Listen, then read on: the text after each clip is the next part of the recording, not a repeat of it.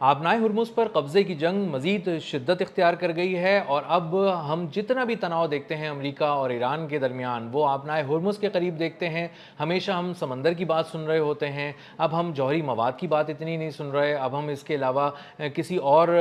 तरह के जो मुतालबात हैं अमेरिका के वो नहीं सुन रहे। हम ये सुन रहे हैं कि आबनाए हुर्मुज़, आबनाए हुर्मुज़, आबनाए हुर्मुज़, खलीज फ़ारस, खलीज ओमान हम नहीं जाने देंगे, हम नाकाबंदी करेंगे। आपको सिर्फ यही बात सुनाई दे रही है। तो पूरी ईरान जंग को अमेरिका समेट कर अब बमुश्किल आबनाए हुर्मुज़ तक ले आया है और उसकी नाकाबंदी तक ले आया है और कोशिश कर रहा है कि वो किसी तरह ईरान का ज़ोर तोड़े वहाँ पर, उसकी गिरफ्त से उसको आज़ाद करा सके आबनाए हुर्मुज़ को, लेकिन वो अब तक इसमें किसी तरह भी कामयाब नहीं हो सका है। अमेरिका आबनाए हुर्मुज़ में बुरी तरह नाकाम हो चुका है और उसका पहला सबूत ये है कि जो जॉन फिलिन है, जो उनके सेक्रेटरी थे नेवी के, उनसे इस्तीफ़ा ले लिया गया है विद एन इमीडिएट इफ़ेक्ट। उनको फौरी तौर पर निकाल दिया गया है और उनको फारिग कर दिया गया है और अब वहाँ पे किसी और की तैनाती होगी। जो उनके वज़ीर जंग हैं पीट हेग्ज़ेट, उन्होंने ये तीसरी बहुत बड़ी बरतरफ़ी की है। पहले वो आर्मी के 2 जर्नैलों को वहाँ से निकाल चुके हैं और उसके बाद अब ये नेवी में एक बहुत बड़ा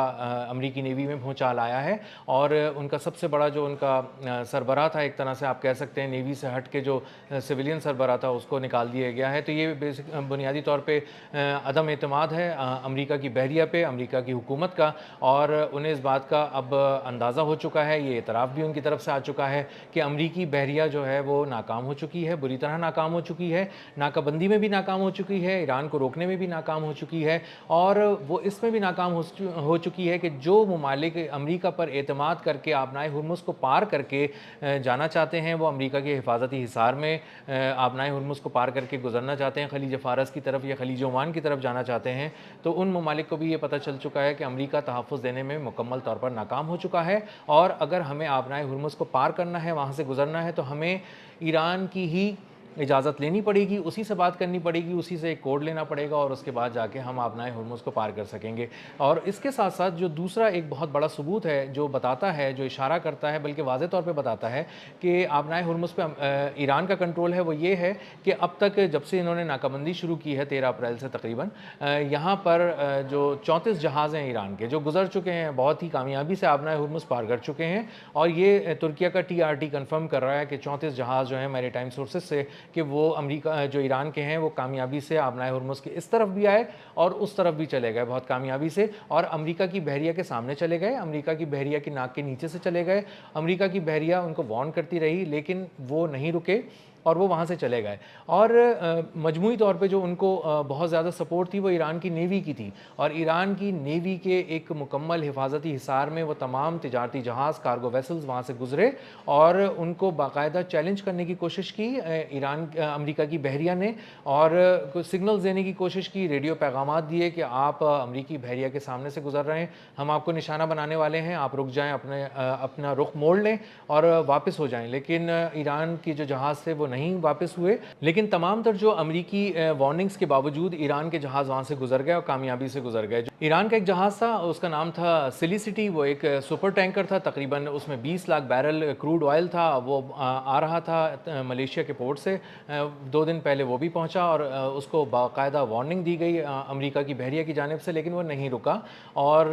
उसको कहा गया कि हम आपको तबाह कर देंगे, लेकिन वो उसके बावजूद नहीं रुका और बहुत ही ज़ोरदार किस्म के जो हॉर्न होते हैं जो समंदरों में बजाए जाते हैं वो बजाता हुआ वहाँ से निकल गया और अपनी पोर्ट पे पहुँच गया और अपनी जब पोर्ट पे वो कामयाबी से पहुँच गया तो वहाँ पर जश्न मनाया गया कि वो कामयाबी से वहाँ पहुँच गया, अमेरिका को चैलेंज करके पहुँच गया। तो अमेरिका बुनियादी तौर पे आबनाए हुर्मुज़ पे जो कंट्रोल के हवाले से अपनी नाकाबंदी के ज़रिए दुनिया को दिखाना चाहता था कि वो उसकी नाकाबंदी है, वही इसको कंट्रोल कर रहा है और उसी की इजाज़त से ही वहाँ से गुजरा जा सकता है। वो असल में पाश हो चुका है और ईरान के पासदारान इनकलाब ने कहा था कि अगर इस तरह की कोई चीज़ अमेरिका ने करने की कोशिश की, आबनाए हुर्मुज़ पे किसी भी मुल्क के जहाज़ को रोकने की कोशिश की और या गुजरवाने की कोशिश की वहाँ से, तो हम कुछ एक नया सरप्राइज़ देंगे, वो अमेरिकी बहरिया के लिए ज़्यादा दर्दनाक होगा और उसको बहुत ज़्यादा घायल कर देगा। अब ईरानी सरप्राइजेज़ इस वक्त बहुत ज़्यादा ख़बरों में हैं کیونکہ باقر غالباف جو ان کے ایرانی پارلیمنٹ کے اسپیکر ہیں، جو لوز ٹاک نہیں کرتے،